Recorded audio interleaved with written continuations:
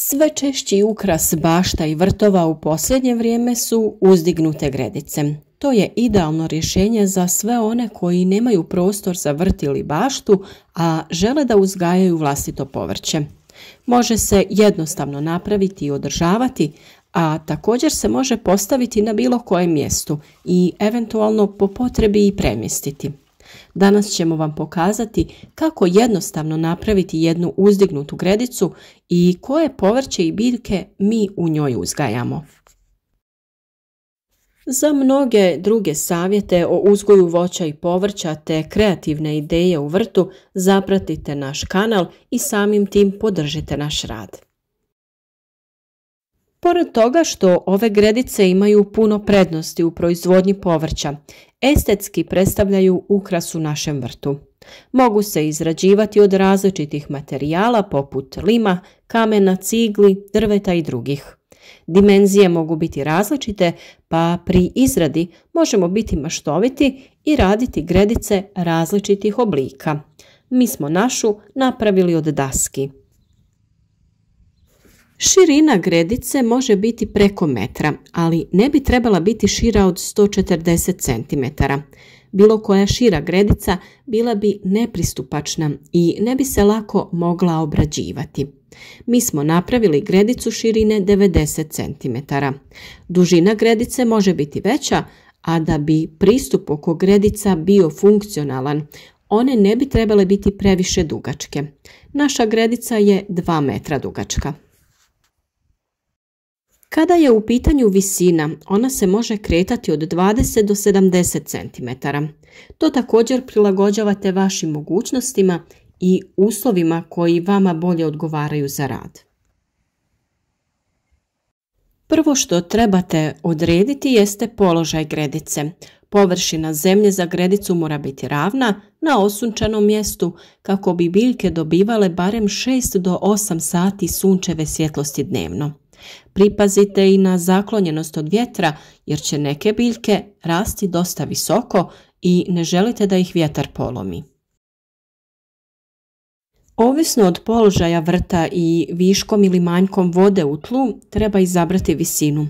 Ako je tlo u nizinskom dijelu gdje je velika količina vode u tlu, tada je potrebno napraviti gredice sa većom visinom. Kada je tlo odsjedito i kada nema viška vlage, tada visina treba biti manja. Naša gredica će biti visoka oko 35 cm.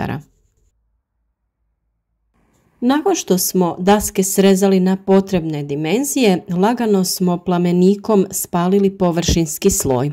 Na ovaj način dobivamo estetski lijep materijal za izradu gredica kao i za neke druge namjene. Nakon što smo pripremili sve što je potrebno, slijedi onaj zanimljivi dio, sastavljanje same gredice. Nije ništa komplicirano i uz malo alata sigurno bilo ko može da izradi ovakvo nešto. Bitno je odabrati lijepo mjesto koje će vam biti pristupačno i gdje će se vaša gredica najbolje uklapati. Pri postavljanju gredice treba poravnati teren ili formirati gredicu na nagibu. U oba slučaja treba se potruditi da gornja ivica gredice bude ravna te zemljište treba okopati. U ovom dijelu potrebno se malo potruditi i lijepo sve ravno postaviti kako bi to bilo estetski lijepo i ugodno za oko. Također je vrlo bitno da to sve zajedno bude čvrsto jer će unutra biti dodana velika količina materijala. Naša gredica je na malom nagibu pa smo ju tako i pripremili i cijelo vrijeme pratimo da nam bude u ravnini. Potrebno je sve lijepo poravnati kako bi to estetski što ljepše izgledalo.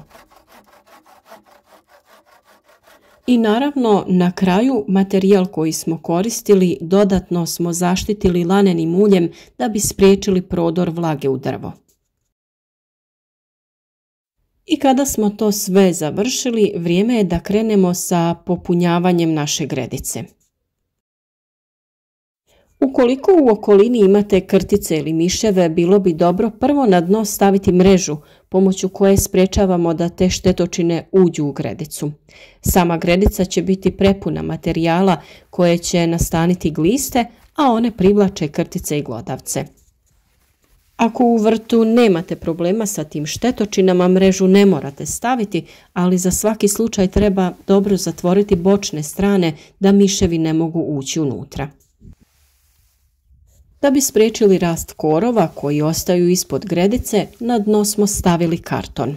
Na sloj kartona stavljamo debeli sloj grana, lišća i slame da bi dobili drenažu i prostor u kojem će se godinama razvijati korisni insekti poput glista. Na cijeli taj drenažni sloj dodati ćemo plodnu šumsku zemlju izmješanu sa velikom količinom pregorjelog stajskog gnojiva. Potrebno je da je ta zemlja prhka i da je što bogatija humusom. Za to je idealna zemlja iz šume ukoliko vam je dostupna. Plodnost zemlje smo povećali stajnjakom kojeg, ako nemate, možete zamijeniti nekim peletiranim organskim stajnjakom. U površinski sloj može se pomiješati i supstrat za povrće da bi se dobila što bolja struktura zemljišta. Ukoliko ste se odlučili za izradu ovih gredica, onda bi i njen sadržaj u svakom slučaju trebao biti što kvalitetniji kako bi one što bolje služile svrsi. Ako imate već raspadnuti kompost, ovdje ga možete jako korisno potrošiti. Teško je odmah prve godine napraviti potpunu gredicu. Ove gredice se obogaćuju godinama. Svake godine ćemo dodavati novi humus, tako da će ona biti sve plodnija. Kao za sve što se radi u vrtu, tako i ovom treba truda i pažnje. Prednosti ovih manjih gredica su mnogobrojne, a ona najbitnija je laka obrada i plodnost zemlje u takvom okruženju. Površina je manja, pa se i kvaliteta zemlje lakše regulira. A jedna ovakva gredica sasvim je dovoljna za uzgoj raznog povrća. Upravo zbog toga je i uzgoj u ovim uzdignutim gredicama postao sve popularniji. Nakon što dodate zemlju, stavite ju skroz do vrha jer će ovo sve s vremenom da se slegne i imat ćete prostora da dodate još. Mi smo kao završni sloj dodali malč od lišća, a vi možete koristiti ili lišće ili slamu, bilo koju drugu vrstu malča. Prvo što smo se odlučili posijati u proljeće je bio naš crveni luk koji je već niknuo, a početkom maja smo se odlučili na sadnju drugog povrća kao što je paradajz, paprika, krastavac, tikvice, salata i razno drugo povrće. Vrlo je bitno da isplanirate izgled vaše gredice te da lijepo rasporedite povrće da jedno drugom ne smeta i ne pravi hlad. Mi smo paradajz i krastavac sadili uz rub gredice kako bi oni imali prostor da rastu u visinu. Ostalo manje povrće smo sadili po sredini. Imali smo u našoj gredici paradajz, papriku, tikvicu, čak i lubenicu. Po rubovima smo posadili jagode, tu smo posadili i peršin, mrkvu i slično korijenasto povrće. A zvijezda naše gredice naravno bila je salata jer smo nju mogli u više ciklusa uzgajati. Kada jednu izvadimo i potrošimo, posadimo drugu i ona vrlo brzo naraste. Kao što sam rekla, uz rub smo posadili jagode, tako kad su krenuli plodovi, oni su padali preko ruba i nisu se prljali u doticaju sa zemljom. Ovo je vrlo plodna zemlja koju smo pripremili za našu gredicu, tako da su sve biljke vrlo uspješno rasle i napredovale i imali smo mnogobrojne plodove. Ono što je vrlo važno jeste da se održava vlažnost zemljišta kako bi sve biljke imale dovoljno vode. I na ovakvu vrstu gredica naravno može se instalirati navodnjavanje kap po kap te samim tim olakšava uzgoj. U ovim povišenim, to jest uzdignutim gredicama stvarno možete uzgajati sve vrste povrća, sve što vam pada na pamet. Možete puno povrća poredati u jednu gredicu gdje će one živjeti u simbiozi, a možete i napraviti nekoliko gredica u kojima ćete uzgajati različite kulture. Naša gredica se u početku najviše zelenila. Imali smo tu luk, salatu, kupus, peršin i slično zeleno povrće, a tada je na red došlo ovo povrće koje cvjetaje i daje raznobojne plodove, poput paradajza i paprike. Ovaj način uzgoja je vrlo koristan. Na maloj površini možete uzgojiti razno povrće, pa čak i poneko voće kao što su jagode.